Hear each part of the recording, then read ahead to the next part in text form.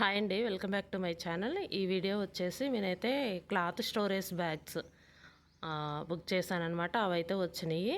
ఎలా ఉన్నాయో చూద్దామని చెప్పేసి ఓపెన్ చేశాను. ఓపెనింగ్ వీడియో అయితే తీయలేదు. ఇక ఇవి వచ్చేసి మొత్తం 3 బ్యాగ్స్ 153 రూపీస్ పడినాయి. అంటే ఇంకా ఆన్లైన్ పేమెంట్ కదా, కొంచెం తక్కువ పడినాయి.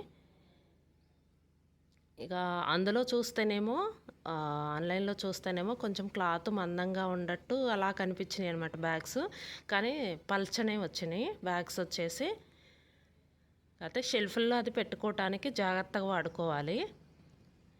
ఇక లోతు అయితే బాగానే ఉంది, లోతు వెడల్పు కూడా ఉన్నాయి. ఎన్ని షర్ట్లు పడతాయి అనేది చూద్దాం ఇప్పుడు.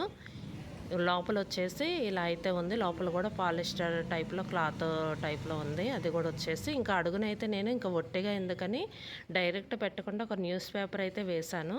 ఇక్కడ వచ్చేసి షర్ట్స్ పెట్టి చూద్దాం ఎన్ని షర్ట్స్ పడతాయి అనేది. ఇక ఇక్కడైతే 5 అయితే పెడుతున్నాను. 5 పెడదాం. ఒక 5 షర్ట్స్ అయితే పెట్టాను. నెక్స్ట్ వచ్చేసి ఇంకొక 5, మొత్తం టోటల్గా 10 షర్ట్స్ అయితే పెట్టాను. ఇంకా ఖాళీ అయితే ఉంది. చూద్దాం ఇంకా ఎన్ని పడతాయి అనేది.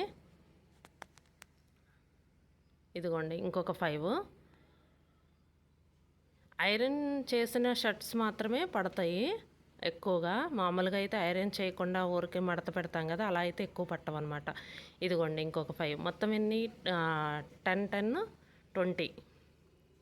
20 షర్ట్స్ అయితే పట్టినవి. నెక్స్ట్ ఈ సైడ్కి వచ్చేసి కొంచెం ప్లేస్ అయితే ఉంది. అక్కడ వచ్చేసి కొంచెం ప్యాంట్స్ ఏదన్నా పెట్టి చూద్దాం. మొత్తం 2 ప్యాంట్స్ అయితే ఫస్ట్ పెట్టాను.